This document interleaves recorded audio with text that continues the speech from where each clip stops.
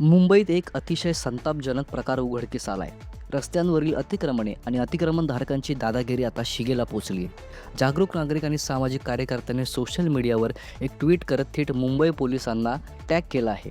या एका ट्विटने शहरात सुरू असलेल्या एका काळ्या सत्याची पोलखोल केली आहे. या व्हायरल ट्विटनुसार रस्त्यांवर अनधिकृतपणे बस्तान मांडलेल्या अतिक्रमणधारकांची अक्षरशः दादागिरी सुरू आहे. रस्ते आणि फुटपाथ अडवून अवैध व्यवसाय राजरोसपणे सुरू आहेत.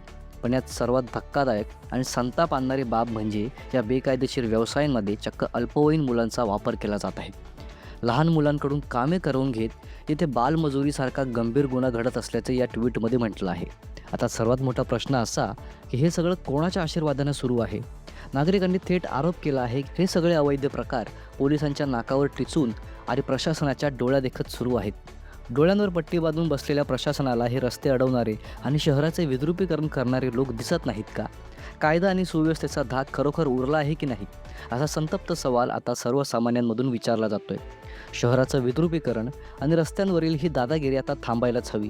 या व्हायरल ट्विटची दखल घेत मुंबई पोलीस आणि स्थानिक प्रशासन या अतिक्रमणधारकांवर आणि बालमजुरी करून घेणाऱ्यांवर त्वरित आणि कठोर कारवाई करणार का, हे पाहणं सध्या महत्त्वाचं ठरणार आहे.